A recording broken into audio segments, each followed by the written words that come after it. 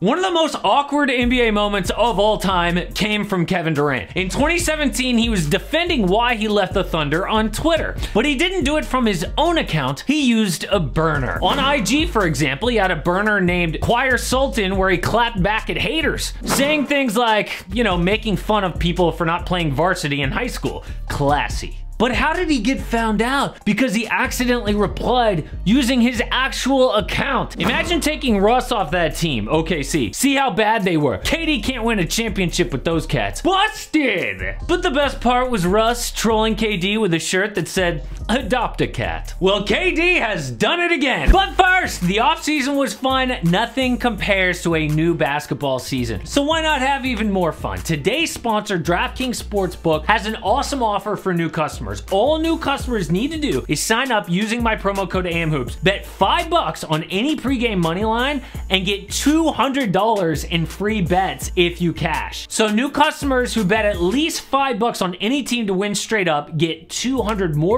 in free bets if they hit. Plus, with same game parlays, you can combine multiple bets from the same game to give yourself even bigger winnings all season long. For people in a state who don't have sports betting, of course, DraftKings Daily Fantasy has come up with even more ways to win this year. Football season is also here. DraftKings is all over that too. So download the DraftKings Sportsbook app now. New customers use promo code AMHOOPS, get $200 in free bets if your pregame moneyline bet hits after placing a $5 wager. That's promo code AMHOOPS only at DraftKings Sportsbook. Right after they gave up 153 points to the Kings, KD said, "Look at our starting lineup. Edmund Sumner, Royce O'Neal, Joe Harris, Claxton, and me." It's not disrespect, but what are you expecting from that group? Dude, rule number one is whenever you have to say no disrespect, it's gonna be pretty disrespectful.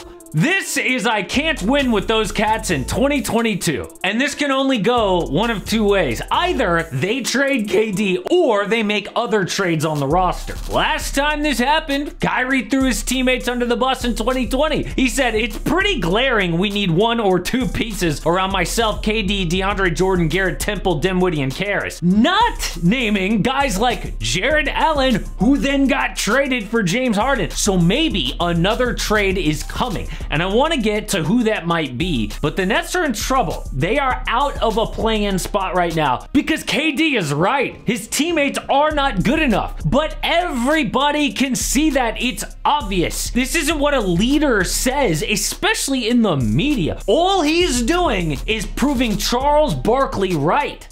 I try to tell y'all, all these bus riders, they don't mean nothing to me.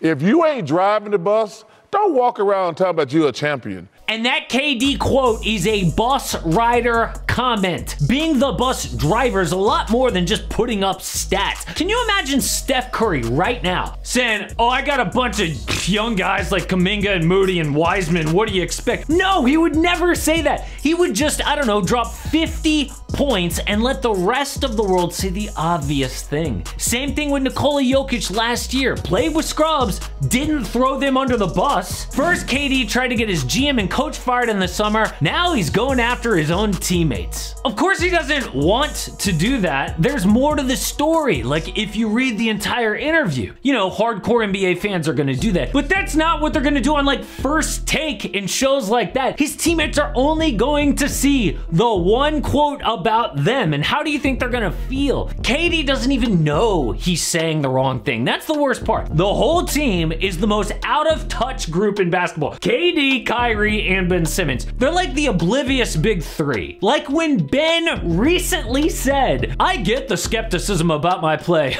but I think the one thing with me is that I'm a competitor." What? Does he not know how that sounds? After the last 2 years, quits on his team, "I'm a competitor," doesn't play for a year, then looks horrible when he comes back. Things are so bad for Ben right now. The Athletic reported the coaching staff and players have been concerned about his availability and level of play, with some questioning his passion for the game. Oh, and he's a competitor. Then we've got Kyrie Irving, and I'm tired of talking about him, but people just don't get it. I was watching the Joe Rogan podcast the other day, and I was literally screaming at my phone because this is what the general public thinks is happening with Kyrie. You want all this from him because he watched a video and he sent a link to it that you're selling. Yeah. Yeah, it's That's wild. No, it was not just tweeting out the link. It was then doubling down by not condemning anti-Semitism. He was asked to explain himself and then got himself in deep trouble. Kyrie, KD, and Ben in front of a microphone is trouble. You can tell they don't get it because what all those guys always say is, well, I just want to go out there and ball. You don't get it. The NBA is a TV show. That's how they make their money, by broadcasting stuff on TV. You have to be media savvy to be a leader. This isn't high school basketball. So how do they actually fix all this? Well, the only way is to make a trade. I don't think they're gonna deal KD no matter what he says, because Joe Tsai, if he's proven anything, it's that he will ride through a lot. Like if the Kyrie thing didn't blow this up, KD's little quote does nothing. They're not gonna trade KD. They would have to trade other players. Brooklyn already dealt their picks and good young players for James Harden, but they recouped some assets when they got Ben Simmons. The Nets got Seth Curry and 2 first-round picks, so they have just enough ammo to get another trade done. What if they trade Kyrie Irving? He's been out